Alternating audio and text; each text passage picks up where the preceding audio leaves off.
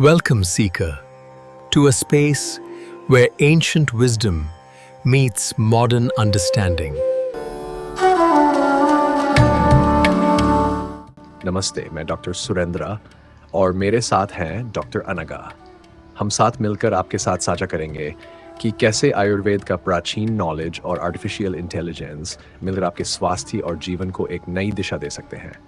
हम आपको अपना ऑडियो पॉडकास्ट दे रहे हैं जिसे आप कहीं भी कभी भी सुन सकते हैं। तो आइए परंपरा और नई तकनीक को जोड़ते हुए अपनी यात्रा की शुरुआत करें।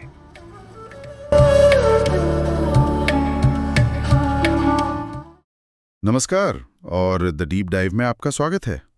आज हम एक ऐसे विषय की गहराई से पड़ताल कर रहे हैं जो हमारी स्वास्थ्य सेवाओं का चेहरा बदल रहा है। क्लिनिकल एआई रिसर्चर, ये वो विशेषज्ञ हैं जो आर्टिफिशियल इंटेलिजेंस मतलब एआई और मेडिकल ज्ञान को मिलाकर कुछ कमाल कर रहे हैं। हमारे पास clinical AI researcher in the global health care domain इस शीर्षक वाले दस्तावेज से कुछ काफी दिलचस्प जानकारियां हैं। हमारा मकसद है ये समझना कि ये विशेषज्ञ कैसे काम करते हैं और एक तरह से स्वास्थ्य सेवा में क्रांति ला रहे हैं।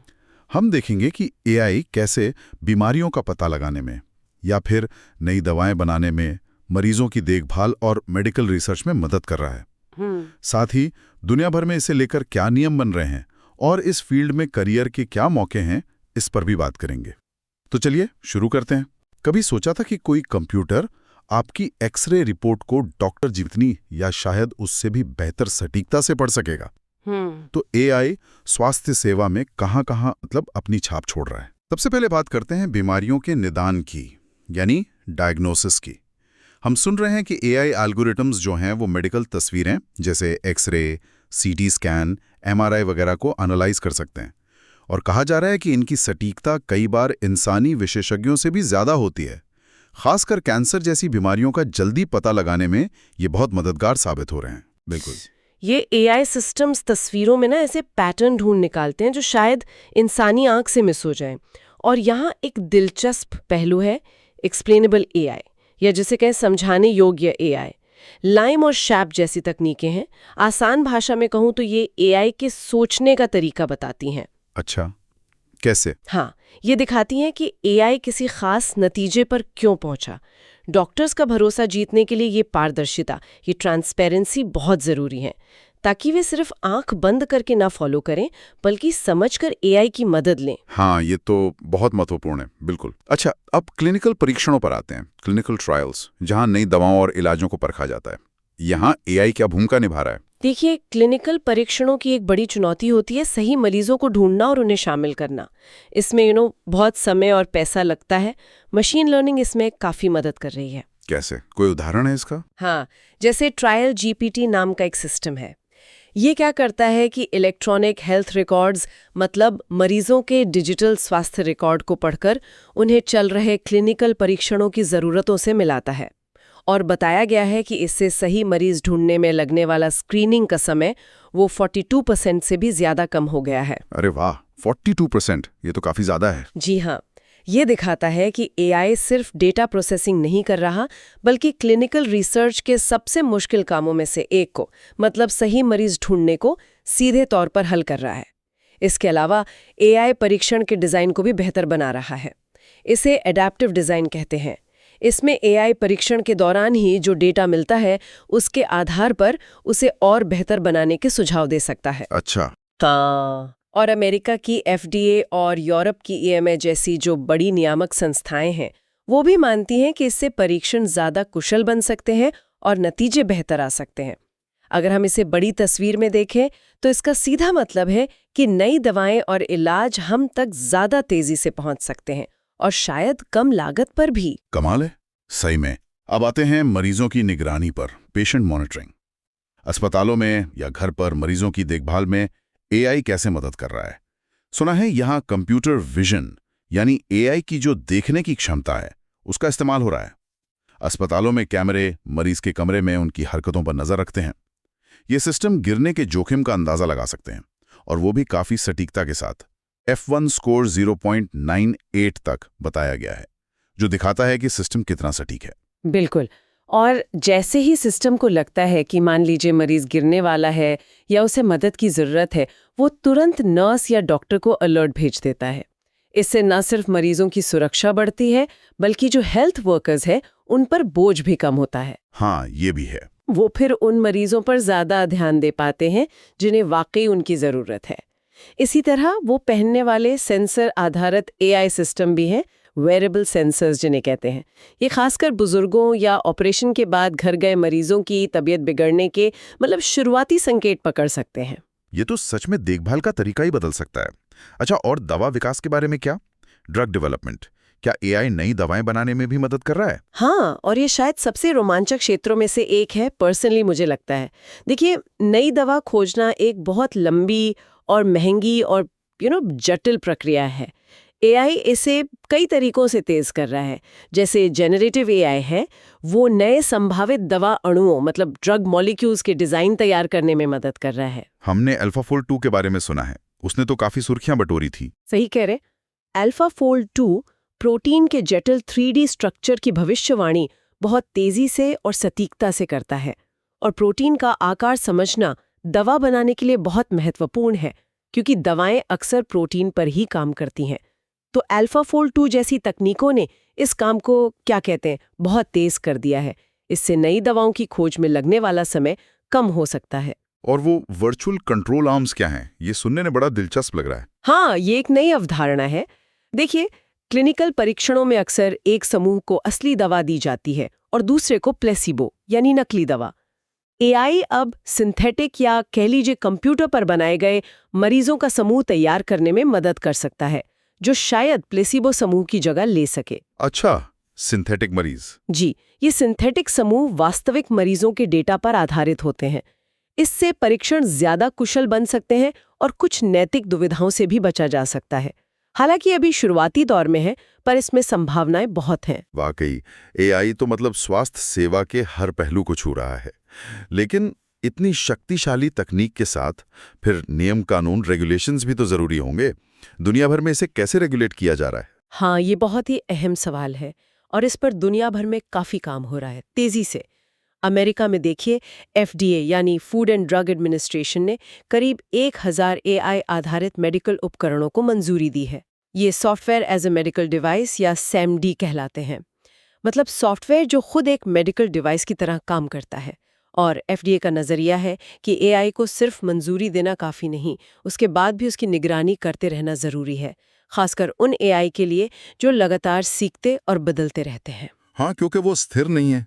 अच्छा, और यूरोप में हमने EU AI एक्ट के बारे में सुना है, काफी चर्चा है उसकी। जी हाँ, यूरोपीय संघ का AI एक्ट ये अगस्त 2024 से लागू हुआ है। ये AI के लिए दुनिया के पहले व्यापक कानूनों में से एक माना जा रहा है। ये जोखिम के आधार पर AI सिस्टम्स को क्लासिफाई करता है और जो AI सिस्टम स्वास्थ्य जैसे उच्च जोखिम वाले हाई रिस्क क्षेत्रों में इस्तेमाल होते हैं, उनके लिए काफी कड़े नियम बनाए गए हैं। जैसे डेटा की क्वालिटी अच्छी होनी चाहिए, जोखिम कम करने के उपाय हों, इंसानी निगरानी हो, पारदर्शिता हो, ये सब चीजें। इसे पूरी तरह लागू होने में भी कुछ साल लगेंगे, धीरे धीरे होगा। और बाकी दुनिया का क्या हाल है? क्या भारत में भी कुछ हो रहा है इस दिशा में? बिल्कुल। कनाडा, UK, चीन, भारत जैसे कई देश अपने मौजूदा मेडिकल डिवाइस कानूनों या डेटा गोपनीयता नियमों जैसे GDPR है यूरोप में, उसी तरह के नियमों के तहत AI को रेगुलेट कर रहे हैं या फिर AI विशिष्ट कानून बना रहे हैं। भारत में भी इस पर काफी काम चल रहा है, नीतियां बन रही हैं। और वैश्विक स्तर पर देखें तो विश्व स्वास्थ्य संगठन WHO ने भी कुछ दिशा निर्देश जारी किए हैं, करीब 18 रेगुलेटरी पॉइंट्स दिए हैं ताकि दुनिया भर के नियमों में थोड़ा तालमेल बैठ सके। मुख्य जोर वही है, जोखिम का सही आकलन करना, AI एल्गोरिथम की पुष्टि करना और पारदर्शिता बनाए रखना। नियम तो ठीक हैं, बन रहे हैं, पर असल में जमीन पर ये तकनीकें कैसे काम कर रही हैं? चलिए कुछ असल दुनिया के उदाहरण देखते हैं, रियल वर्ल्ड एग्जाम्पल्स। जैसे एक कंपनी है लुक डीप हेल्थ, उन्होंने 11 अस्पतालों में कंप्यूटर विजन वाली मरीज निगरानी प्रणाली लगाई। जैसा हमने पहले बात की थी, इससे गिरने की घटनाओं को कम करने में मदद मिली और सिस्टम की सटीकता भी काफी अच्छी पाई गई। हाँ बिल्कुल, और ट्रायल GPT का उदाहरण हमने देखा ही। उसने क्लिनिकल ट्रायल के लिए मरीज ढूंढने का समय कितना कम कर दिया, लगभग इंसानी विशेषज्ञों के बराबर सटीकता के साथ। एक और उदाहरण है डीप व्यू। ये एक एआई प्लेटफॉर्म है जो घावों की तस्वीरें देखकर बताता है कि वे कितनी तेजी से भरेंगे, जैसे जले हुए घाव या अल्सर वगैरह। ये डॉक्टरों को इलाज तय करने में मदद करता है और कहा जाता है कि ये पारंपरिक तरीकों से ज्यादा सटीक है। जी, ये उदाहरण यही दिखाते हैं कि एआई सिर्फ लैब की या थ्योरी की बात नहीं रह गई है। ये हॉस्पिटल्स और क्लिनिकों में सचमुच फर्क ला रहा है, चाहे वो कंप्यूटर विजन हो, मतलब मशीनों का देखना, या नेचुरल लैंग्वेज प्रोसेसिंग, भाषा को समझना, या फिर इमेज एनालिसिस, तस्वीरों का विश्लेषण। एआई के अलग-अलग रूप स्वास्थ्य सेवा को बेहतर बना रहे हैं। ये सब सुनकर तो लगता है कि भाई इस फील्ड में बहुत काम हो रहा है और जाहिर है कुशल लोगों की जरूरत भी होगी। तो अगर कोई क्लिनिकल एआई रिसर्चर बनना चाहे तो उनके लिए करियर के क्या रास्ते हैं, क्या मौके हैं? अवसर वाकई बहुत है और काफी विविध है। एक तो बड़ी-बड़ी टेक्नोलॉजी कंपनियां हैं जैसे गूगल हेल्थ वगैरह, मेडिकल उपकरण बनाने वाली कंपनियां हैं जैसे सीमेंस हेल्थनियर्स जैसी, और फार्मा कंपनियां जैसे IQVIA। ये सब इस क्षेत्र में विशेषज्ञता रखने वालों को ढूंढ रही हैं। यहाँ भूमिकाएं अलग-अलग हो सकती हैं, research scientist, data scientist, AI specialist, इस तरह के। और क्या स्टार्टअप्स में भी मौके हैं? आजकल स्टार्टअप्स का काफी जोर है। बिल्कुल, बहुत सारे नए स्टार्टअप्स इसी क्षेत्र में काम कर रहे हैं, जो एआई का उपयोग करके स्वास्थ्य सेवा की किसी खास समस्या का समाधान निकालने की कोशिश कर रहे हैं। जैसे कोई खास बीमारी के लिए बेहतर डायग्नोस्टिक टूल बनाना या रिमोट मॉनिटरिंग के नए तरीके विकसित करना। Franklin.ai, Unlearn.ai, भारत में निरामय, क्यूराई हेल्थ जैसे कई नाम हैं। और इनमें से कई तो रिमोट या हाइब्रिड काम करने की सुविधा भी दे रहे हैं, जो आजकल काफी लोग पसंद करते हैं। अच्छा, और अकादमिक दुनिया में, मतलब विश्वविद्यालयों और रिसर्च संस्थानों में, वहाँ क्या अवसर है? हाँ, एकेडेमिया में भी काफी अवसर हैं। विश्वविद्यालयों और शोध संस्थानों में एआई और हेल्थ इन्फॉर्मेटिक्स में प्रोफेसर या रिसर्चर के पद उपलब्ध है। यहाँ आप बिल्कुल नई एआई तकनीकों पर शोध कर सकते हैं, पढ़ा सकते हैं और अगली पीढ़ी के विशेषज्ञों को तैयार कर सकते हैं। मेयो क्लिनिक जैसे बड़े मेडिकल सेंटर्स के अपने एआई विभाग है और वे ऐसे लोगों की तलाश में हैं जो लैब की खोज को सीधे मरीजों के इलाज तक ले जा सकें, मतलब ट्रांसलेशनल रिसर्च कर सकें। भारत में ICMR और दुनिया भर में NIH जैसी संस्थाएं इस तरह के शोध के लिए फंडिंग भी देती हैं, फेलोशिप्स वगैरह होती हैं। और क्या भारत के विशेष संदर्भ में भी कुछ मौके हैं, जैसे पारंपरिक चिकित्सा या सार्वजनिक स्वास्थ्य में? हाँ, ये एक बहुत दिलचस्प पहलू है। भारत में CCRS, जो आयुर्वेद में शोध करता है, और ICMR जैसे संस्थान भी एआई का इस्तेमाल कर रहे हैं, जैसे महामारियों के पैटर्न को समझने के लिए या लोगों के स्वास्थ्य रुझानों का डिजिटल डेटा से पता लगाने के लिए।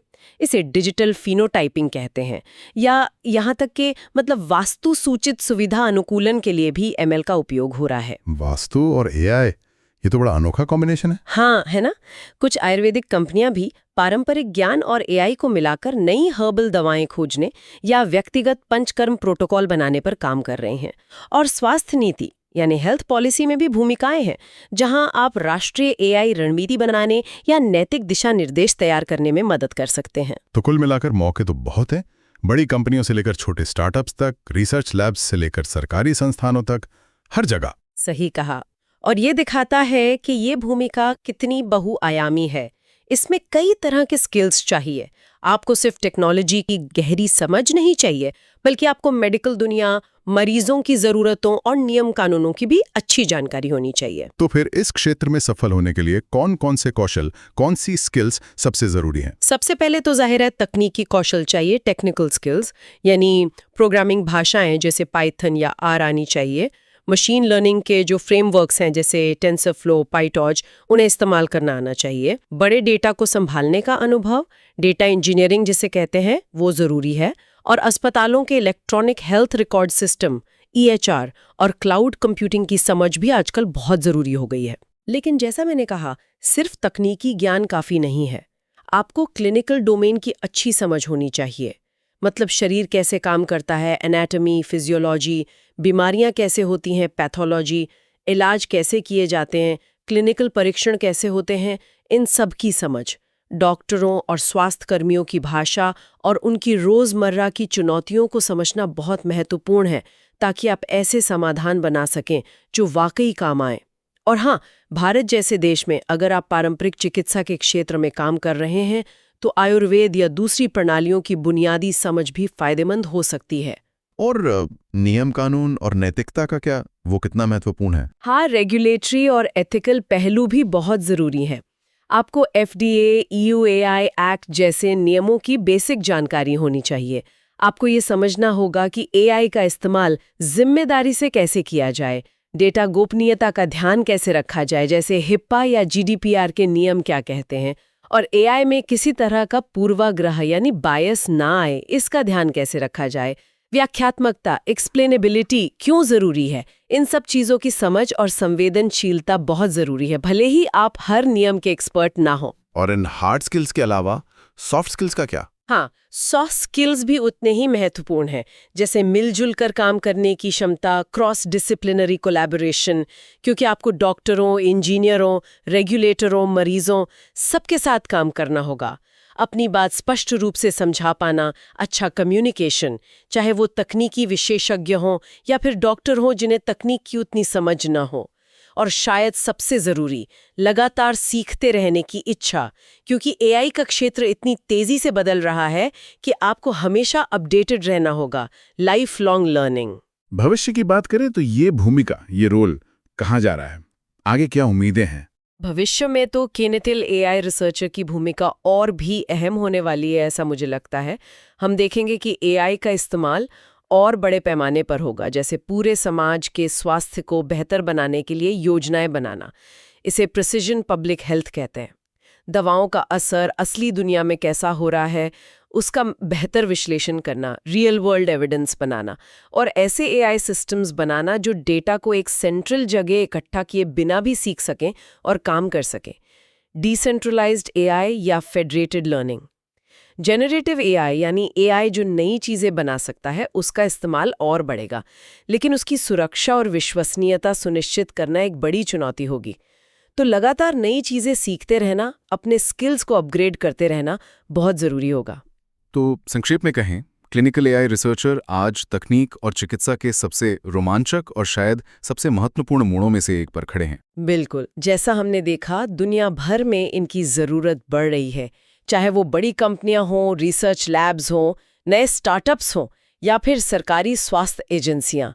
AI की ताकत, मेडिकल समझ और नियमों की जानकारी का सही मिश्रण करके ये पेशेवर स्वास्थ्य सेवा और रिसर्च के तरीकों में पैराडाइम शिफ्ट ला सकते हैं, क्रांतिकारी बदलाव ला सकते हैं। आज की ये सारी बातचीत हमें एक जरूरी सवाल पर सोचने को मजबूर करती है। जैसे जैसे AI हमारी स्वास्थ्य सेवा का और गहरा हिस्सा बनता जाएगा, वैसे वैसे डॉक्टर और मरीज के बीच का जो मानवीय रिश्ता है, वो भरोसा, वो सहानुभूति, वो ह्यूमन टच, वो कैसे बदलेगा? क्या AI डॉक्टरों को रोजमर्रा के शायद बोरिंग कामों से मुक्त करके इस रिश्ते को और मजबूत करने का मौका देगा, या फिर तकनीक पर बढ़ती निर्भरता अनजाने में इसे कमजोर कर देगी? इस पर विचार जरूर कीजिएगा। सुनने के लिए धन्यवाद।